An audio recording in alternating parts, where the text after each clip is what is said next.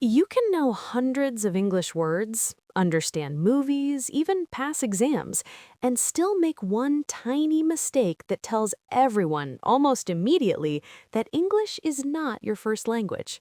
Yeah, and the strange part is, it usually isn't a big grammar mistake.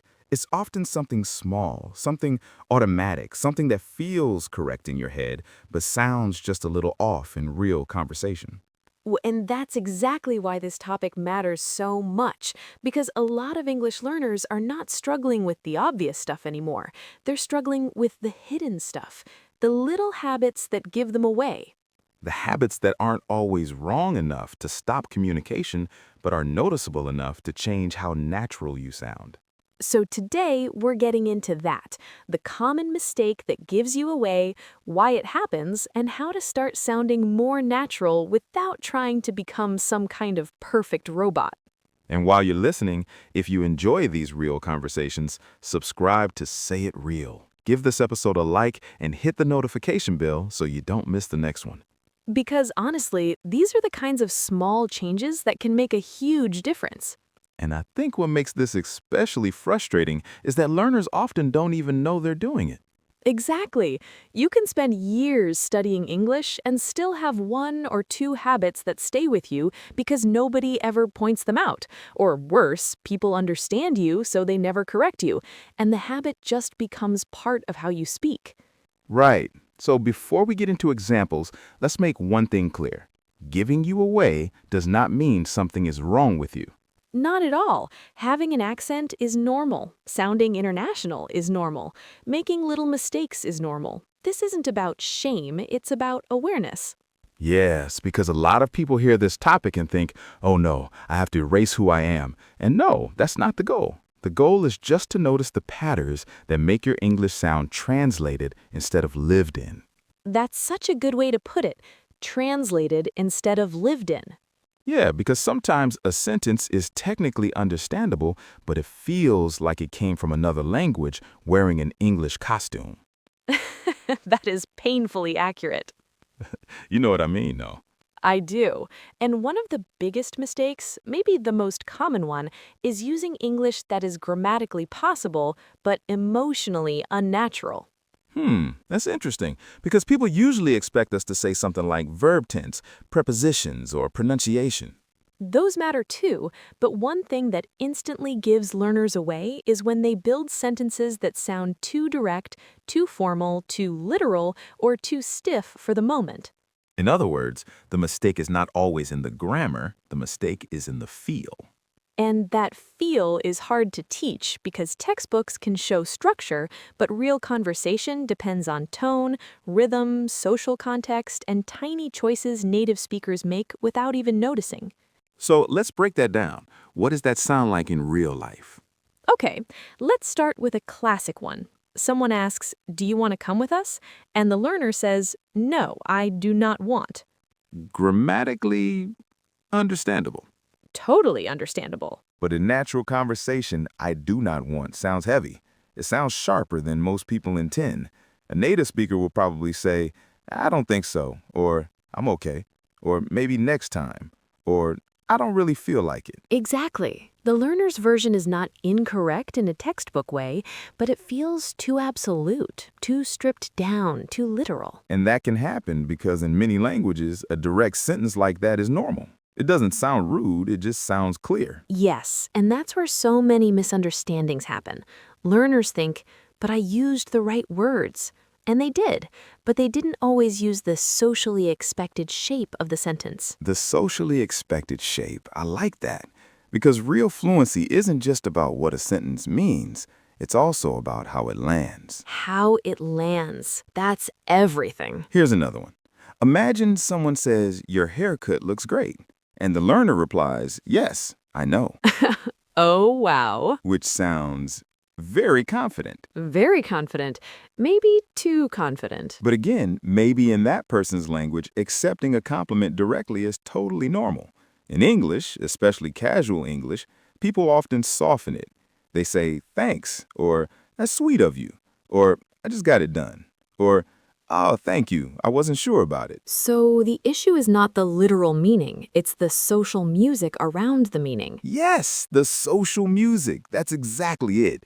English conversation is full of these softeners, these little emotional cushions. And when those cushions are missing, people notice. Not because they're judging you in some cruel way, but because the rhythm feels different from what they expect. I think this is why some learners feel like people say I'm good at English, but somehow I still don't sound natural.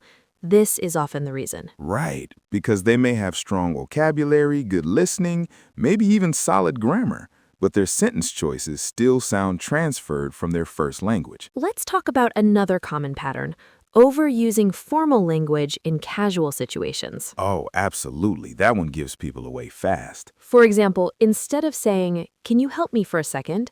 a learner might say, "Could you assist me?" Which sounds like you're either at a help desk or in a very dramatic office scene. Exactly. Or someone says, I am very pleased to meet you. That's one of those textbook lines. It is, and it's not wrong, but in everyday conversation, most people say, nice to meet you, or so good to meet you, or even just, hey, it's great to finally meet you. The textbook version is often too polished for real life. And learners use it because they were taught safe English, clean English, predictable English. Yes, the kind of English that will never get marked wrong on a test, but may still sound a little distant in a cafe, at a party, at work, or with friends. That's why people can become very academically strong, but conversationally stiff. And to be fair, that stiffness usually comes from effort. It comes from trying hard to be correct. Which is actually kind of beautiful when you think about it. It is. There's something very sincere about it. People are reaching carefully for the language. They don't want to make mistakes, so they pick words that feel safer. But the irony is, sometimes the safer choice sounds less natural. Exactly. Real speech is messy. It contracts, it softens, it changes direction in the middle of a sentence. It uses phrases like kind of, a bit, I guess, to be honest, actually, you know? And those little phrases are not filler in a useless sense. They often carry attitude, politeness, uncertainty, warmth, or ease. They help you sound like a person thinking in real time, not a machine reading from a perfect script. So one big mistake that gives learners away is sounding too literal. Another is sounding too formal. What else? Over-explaining, that's a huge one. Say more. Okay, native speakers often leave things unsaid because the context already makes them obvious, but learners sometimes explain every little detail because they want to be precise. Which makes sense. Precision feels safe. Right, so instead of saying, "I'm running late," they might say, "I am arriving later than the expected time because the traffic conditions are not favorable." That's not a person, that's a customer service email. Exactly. And again, it's understandable. It's just too much for the moment. Because casual English usually values efficiency plus tone, enough detail to be clear, but not so much that the conversation gets heavy. Yes, native speakers are often surprisingly vague in daily speech. We say, something came up. It was kind of weird. I'm not really into it. I had a lot going on. It's not a big deal. Which can be confusing for learners because those phrases are not specific. They're not, but they're natural. They create room. They sound human. They let the conversation breathe. There's also something emotional here. Learners sometimes believe that more words equal better English. Yes, and that belief can really slow people down. Because then every sentence becomes a performance. Exactly. Instead of speaking to connect, they start speaking to prove something. And people can feel that tension.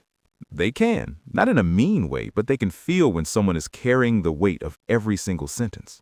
That reminds me of something a lot of learners do when answering simple questions. Someone asks, "How was your weekend?"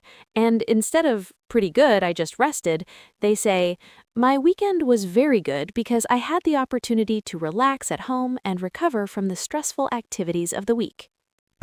Which is clear, Very clear. but not how people normally answer in a quick chat at work or school. Exactly. In casual conversation, short and natural often sounds more fluent than long and perfect. That's a big truth right there. And honestly, I think a lot of people need to hear that again. Short and natural often sounds more fluent than long and perfect. Because fluency is not a speech contest. It's not about packing as much English as possible into one answer. It's about responding in a way that fits the moment. I also want to bring up another mistake that gives people away: translating emotional expressions too directly. Oh yes, that's such a good one. For example, in some languages, people say something that translates to "I have the cold," or "I made a photo," or "I stayed with doubt," or "it gives me shame." And the listener usually still understands the meaning. But it sounds like the speaker is borrowing a structure from another language. Exactly. In English, we'd say, I have a cold, I took a photo, I wasn't sure, I feel embarrassed, or I'm shy about it.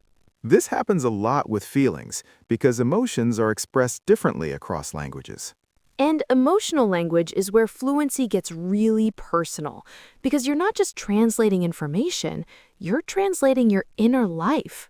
Wow, that's true. Like, it's one thing to translate, where is the station? But it's another thing to translate, I felt left out, or I didn't know how to bring it up, or I was upset but I tried not to show it. Exactly. And those deeper emotional sentences are where a lot of learners still sound like they're standing outside the language, looking in. Not because they're not intelligent, not because they're not trying, just because emotional fluency takes longer. It does. It usually comes after you've already learned a lot, after grammar, after vocabulary lists, after the basics. Because emotional fluency is about instinct. It's about knowing what people really say when they're disappointed, relieved, awkward, annoyed, touched, or unsure. So when a learner says something like, I felt a very big sadness, it's understandable. But a native speaker would more likely say, I felt really down, or I was heartbroken, or it hit me hard. Right. The natural version often sounds less translated and more lived. Let's talk about rhythm too, because I think rhythm is one of those invisible things that can instantly reveal a non-native pattern. Definitely. Even when the words are right, the timing can feel different. Native speakers chunk ideas in certain ways. We stress some words, reduce others, link sounds together, and use pauses emotionally, not just grammatically.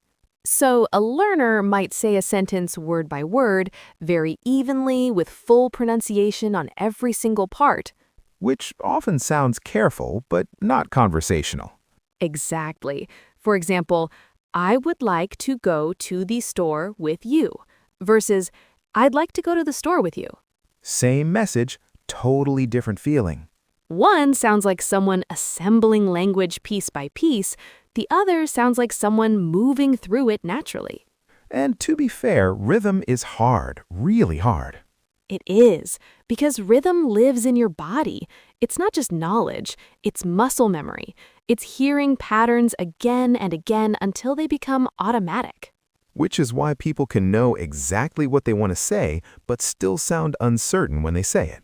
Yes, and that uncertainty is often not about the idea, it's about the delivery. Here's another giveaway. Answering too exactly when the culture expects small talk. Ah, that's a subtle one. It is. Someone asks, "How are you?" And the learner gives a full medical, emotional, and philosophical report. Which, honestly, sometimes I respect. Same. But in many everyday English-speaking settings, how are you is often just a greeting. It doesn't always mean, please tell me the detailed truth of your current state. Right.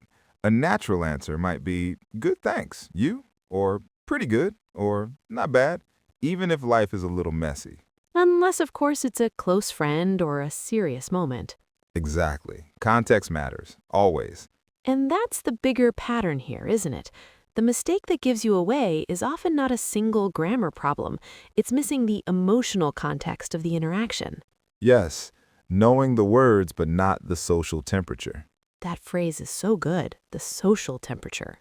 Because every interaction has one. Formal, casual, warm, distant. Playful, tense, polite, efficient, and natural English shifts according to that temperature. Learners often speak with one fixed temperature because that's how they learn the language. Usually a safe, neutral, school-like temperature. Exactly, but real life moves around. Friends don't speak like job interviews. Text messages don't sound like presentations. Apologies don't sound like invitations. Compliments don't sound like instructions. Hopefully not, anyway. Hopefully. I think this is why some people sound much better in one context than another. They may be excellent in meetings but awkward at lunch, or great in class discussions but stiff at parties. Yes, because fluency is partly situational. You don't just learn English, you learn how English behaves in different spaces. At work, with friends, with strangers, in conflict, in dating, in customer service, in group chats, in family conversations. And every one of those spaces has its own tiny rules. Let's give some more real-life examples because I think that helps people hear the difference. Okay, example 1. Someone says, "Sorry, I'm late." A learner responds, "It does not matter." Understandable, but a bit stiff. More natural might be, "No worries. It's okay, you're good," or "Don't worry about it." Example 2. Someone offers food and the learner says, I am not hungry. Again, not wrong, but depending on the tone, it can sound a little abrupt. A softer version might be, I'm okay for now, or I'm good, thanks, or I just ate, but thank you. Example 3. Someone tells a joke and the learner says, "This is very funny." Cute, but a little textbook. More natural would be, "That's hilarious. That's so funny. I'm dead." Or just laughter plus, "Oh my gosh." Though maybe not, I'm dead for every learner right away. Fair point. Example 4. Someone shares bad news and the learner says, I am so sad for that. The meaning is there, but in English we'd usually say, "I'm so sorry," or "That's awful," or "I'm really sorry you're going through that." That last one sounds much more emotionally natural. Because English often uses fixed emotional phrases, and those phrases don't always translate word for word. That's actually huge. Fixed emotional phrases. Yes, people don't always build feelings from scratch in conversation. We lean on patterns. "That sucks." "I'm sorry to hear that." "Good for you." "That must be hard." "I get what you mean." "That's on me." "I'm just not feeling it." And when learners don't know those patterns, they create their own sentence logically, but it may sound unusual. So, how do people fix this without becoming obsessed or insecure? First, by noticing that natural speech is full of chunks, not just individual words.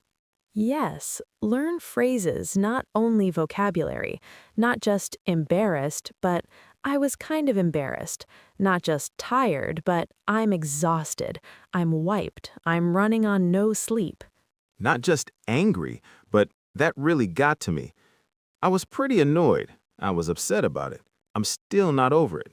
Because chunks carry emotional realism. Exactly. They help your English sound used, not assembled.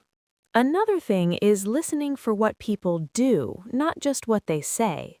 What do you mean by that? I mean, pay attention to how native speakers soften disagreement, accept compliments, refuse invitations, change topics, or show sympathy. Those little moves matter a lot. So not just vocabulary, but conversational behavior. Yes. For example, a native speaker might disagree by saying, "Yeah, I see what you're saying, but," instead of "You are wrong." Which is probably good for social survival.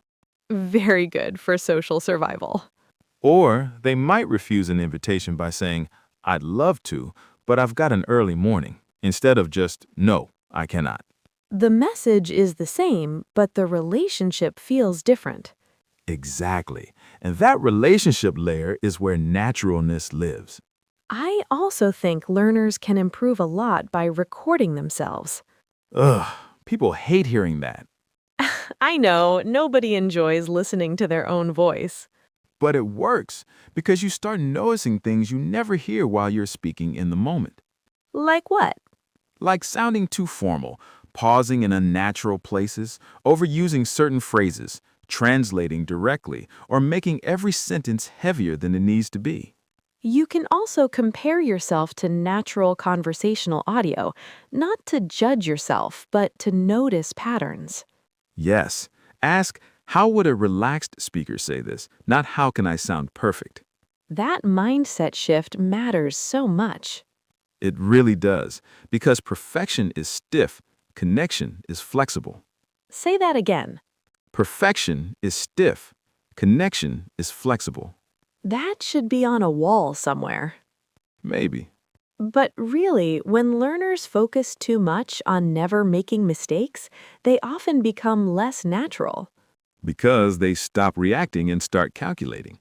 Exactly, and real conversation moves too fast for that. You need patterns you can reach for easily. Let's talk about one more major giveaway. Sounding like written English while speaking. Oh, wow, yes, that's a big one. People write one way and speak another. Written English tends to be fuller, cleaner, and more structured. Spoken English is usually looser. So if someone says, therefore, I decided not to attend in a casual chat, It sounds like they swallowed an essay. Exactly. In conversation, that would more likely be, so I decided not to go. Or, that's why I didn't go. or I ended up not going. Right. Spoken English likes movement. It likes contractions, simpler transitions, and natural shortcuts. And learners often absorb more written English than spoken English, especially if they learned mostly through school. Which means they may speak in complete, polished, slightly unnatural sentences. There's another emotional side to this too. Some people keep using formal or written English because they think casual English sounds less intelligent. That's true. But natural doesn't mean dumb. Casual doesn't mean low quality. It just means appropriate for the moment. Exactly. I'm not sure that's the best idea can be smarter socially than I do not agree with your proposition. Definitely smarter socially. And social intelligence is a big part of fluency. So let's imagine a learner listening right now is thinking, okay, I do some of this. I sound formal, I translate too much, I answer too exactly. What do I do tomorrow? Tomorrow, do 3 simple things. First, pick one situation you have often, like greeting coworkers, texting a friend, ordering food, or joining a group conversation. Not 10 situations, just one. Exactly. Then collect 5 natural phrases people actually use in that situation. For example, for greetings, how's it going? Pretty good. Can't complain. Not too bad. How about you? Or, for soft disagreement, maybe. I'm not totally sure. I see your point. I get that, but I don't know if I'd go that far. Then what? Then use those phrases out loud, not silently, out loud. Repeat them until they feel like something your mouth can reach without panic. Because recognition is not enough, you need retrieval. Yes, a phrase has to become available under pressure. And the third thing, The third thing is listen for tone. When you hear a natural speaker, ask, are they being warm, casual, careful, funny, distant? Try to copy the tone, not just the words. that's actually huge because the same sentence can mean different things depending on tone. Sure can mean yes, no, maybe, annoyance, politeness, or emotional collapse. That is extremely true. Tone carries meaning that grammar alone can't explain. I want to say something encouraging here because this topic can make people self-conscious. Please do. I want to say that if your English has little signs that give you away, that does not mean you're failing. It means you're in the middle of the real process. Yeah, that's important. Because the journey usually goes like this. First you learn words, then grammar, then confidence, and then much later, naturalness. Naturalness is often one of the last things to come. And it comes slowly, in layers. Through repetition, exposure, embarrassment, noticing, adjusting, trying again, and having real conversations. Honestly, I think that's why our channel exists. To make people feel that real English is not just rules, it's lived experience. Exactly. Messy, warm, awkward, funny, real experience. And if this conversation is helping you notice the difference between correct English and natural English, subscribe to Say It Real. Give this episode a like and hit the notification bell. We make these episodes to help you hear how real conversation actually moves. because hearing the rhythm again and again really changes how you speak. Before we get into the word tour, I want to touch on one last thing: the fear of sounding fake. Ah, yes, a lot of learners feel weird using natural phrases at first. Right. They hear native speakers say things like, "I'm good, no worries, that's on me, I'm not really feeling it." And they think, if I say that, it won't sound like me. And honestly, that feeling is normal. Because new language always feels borrowed before it feels yours. Exactly. The phrase feels fake not because it's wrong, but because it's new in your mouth. And the only way through that is usage, repetition with meaning, real moments, real context. Eventually, the phrase stops feeling like a costume and starts feeling like a tool. That's such a good distinction. A costume versus a tool. If it's a costume, you feel self-conscious. If it's a tool, you just use it and move on. Yes, and fluent people are not always the ones with the biggest vocabulary. They're often the ones with the most usable language. Language they can grab quickly when they're tired, emotional, distracted, joking, apologizing, or thinking on the spot. That's real fluency. All right, let's slow it down and do our word tour. Yes, let's do it. First phrase, give you away.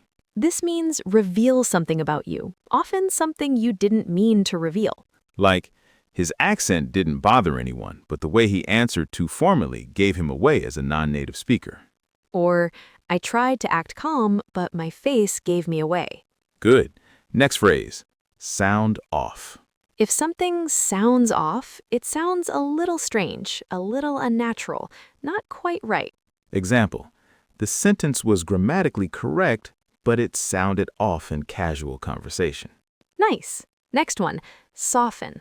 To soften your language means to make it less direct, less harsh, or more socially comfortable. Example, instead of saying no, she softened it by saying, maybe another time. That's a really useful one in everyday English. Definitely. Next phrase, lived in. We used this earlier. If something feels lived in, it feels natural, familiar, comfortable, like it belongs in real life, not just in a textbook. Example, his English wasn't perfect, but it sounded lived in and easy. That's such a beautiful phrase. Next, chunk. A chunk is a group of words that people often use together. Like, to be honest, I'm not sure, that makes sense, or I'd love to, but... Example, learning chunks can help you sound more natural than learning single words only. Great. Next phrase, not feeling it. This is a very natural, casual expression. It means you don't have the energy, desire, or mood for something. Example, I was invited out, but I was tired and just not feeling it. Good. Another one. On the spot. This means in a moment where you have to respond immediately, often with pressure. It's hard to build perfect sentences on the spot during a fast conversation. Nice. Let's do land. In conversation, how something lands means how it is received by the other person emotionally or socially. Example, I didn't mean to sound rude, but the sentence landed badly. That one really helps people think beyond grammar. Absolutely. Next phrase, carry weight. If something carries weight, it has importance or impact. Example, tiny phrases like no worries carry a lot of social meaning. Last one. That's on me. This is a natural way to take responsibility. Example, I missed the email. That's on me. And that phrase sounds much more natural in conversation than something like, I assume the responsibility for this error. Please never say that at brunch. Please don't. Before we close, let's bring everything together. The common mistake that gives you away is often not one dramatic grammar problem. It's the habit of speaking in a way that is too literal, too formal, too exact, or disconnected from the emotional rhythm of real English. And the solution is not to become perfect, it's to become more natural, more flexible, more aware of how people actually speak. Learn the chunks, notice the tone, watch how people soften things, pay attention to the social temperature, practice phrases for real situations. And give yourself time. Really, Because this part of learning is subtle. It sneaks up on you. One day you realized you stopped translating that one phrase. One day your response comes faster. One day your English sounds a little more like you.